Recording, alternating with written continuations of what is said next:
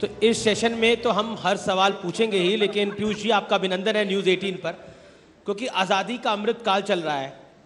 पहला सवाल तो यही बनता है कि बीते गत वर्षों में जब से आपका शासन है, खास तौर पर बीते 10 सालों में, 9.5 सालों में, क्या आपको लगता है जिस सोच के साथ आप सरकार में आए थे उस सोच को आप इंप्लीमेंट कर पाए हैं? धन्यवाद आमिष जी, और न्यूज़ 18 इंडिया को बधाई कि आपने आज अमृत रत्न इतना अच्छा कार्यक्रम का आयोजन किया। 9 वर्ष, 9.5 वर्ष का कार्यकाल की अगर जिक्र करें तो मैं समझता हूं कि भारत का आत्मविश्वास बनाने का काम रहा ये इस 9 वर्षों में। भारत को एक विश्व शक्ति की तरफ लेके जाने के लिए जो आधारशिला बनाने की बात थी जी, उसमें हम अच्छी बड़ी मात्रा में सफल रहे हैं।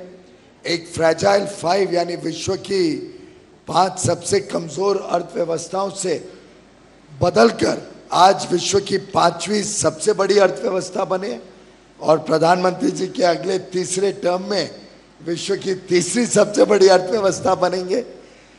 और एक प्रकार से पूरे देश में माता बहनों की इज्जत हो, रोजमर्रा की जरूरतें गरीबों तक पहुंचे, बिना भेदभाव के देश में लोगों को रोजमर्रा की जरूरतों से मुक्ति दिलाना, रोटी, कपड़ा, मकान, स्वास्थ्य, शिक्षा, ऐसे विषयों में जो जीवन खप जाता था, गुजर जाता था, लेकिन गरीब परेशान रहते थे। मैं समझता हूँ गरीबों के उज्जवल भविष्य के लिए, उनके कल्याण के लिए और एक सुशासन, अच्छे देश में गुड गवर्नेंस का मॉडल स्थापित करने में माननीय प्रधानमंत्री जी सफल रहे हैं। लेकिन अगर आप संतुष्टि की बात करें तो जिस दिन मनुष्य संतुष्ट हो जाए तो फिर उसको आगे के लिए तो कोई काम ही नहीं बचेगा। ये तो अध्यात्म की बात हो गई, लेकिन मुझे ध्यान में आता है कि भारत मंडपम का इनॉग्रेशन था और प्रधानमंत्री ने अपना 3रा टर्म वहां पे अनाउंस कर दिया था। उसके बाद बड़ी सारी राजनीति हुई थी।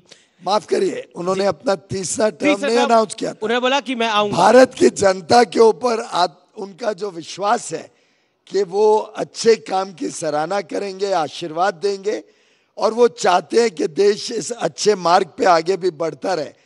उस कॉन्टेक्स्ट में उन्होंने बताया था कि उनको पूरा विश्वास है जी कि जिस प्रकार से 2 टर्म्स में देश में अन्य काम हुए हैं, अन्य योजनाएं सफलतापूर्वक आगे बढ़ी हैं, 3रे टर्म में उनको ये भी सौभाग्य मिलेगा कि भारत 5वीं से 3री अर्थव्यवस्था बने जी। और इस अमृत काल में जिसमें देश ने प्रवेश कर लिया है, हम आगे चल के 2047 तक एक विश्व शक्ति के रूप में उभरे, एक विकसित भारत के रूप में उभरे। लेकिन जब आज हम बात कर रहे हैं तो 5 राज्यों के विधानसभा चुनाव का बिगुल बज गया है। 2024 से पहले 2023 के ये 5 विधानसभा चुनाव भी हैं। और कल मैं अधीर रंजन चौधरी साहब को सुन रहा था, उन्होंने तो नारा लगा दिया, जीतेगी भाई जीतेगी, कांग्रेस जीतेगी। और मल्लिकार्जुन खड़गे कह रहे हैं कि ये चुनाव की घोषणा नहीं है, ये बीजेपी की विदाई की घंटी है।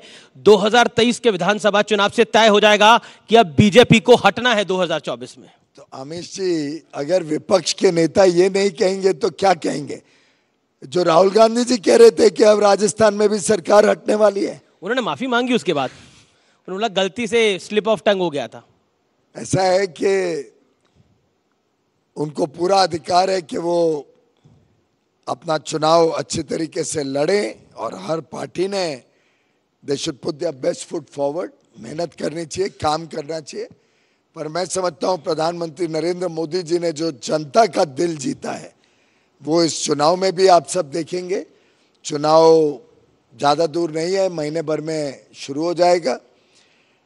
हमें पूरा विश्वास है कि जिस प्रकार से मध्य प्रदेश में एक अच्छी सरकार चली है, केंद्र में जिस प्रकार से सरकार ने जन जन का भविष्य सुधारने का काम किया है जी, युवा युवतियों को एक उज्जवल भविष्य के लिए तैयार किया है, राजस्थान में जिस प्रकार से भ्रष्टाचारी सरकार चली, कई लोग तो उसको गहलोत सरकार कहते हैं, अब आप तो कह नहीं सकते हो, आप ऑलरेडी G14 में चले गए हो जी, बैंड हो, अबैंडन्ड हो, तो आपको कहने में तो तकलीफ है, पर मैं जरूर कह सकता हूं लेकिन कि देखिए राजस्थान के लोग पूरी तरीके से त्रस्त हैं, राजस्थान के लोग दुखी हैं, राजस्थान के लोग कांग्रेस के अंदरूनी झगड़ों से भी दुखी हैं, विकास से वंचित रहने से भी दुखी हैं और भ्रष्टाचार से भी परेशान हैं।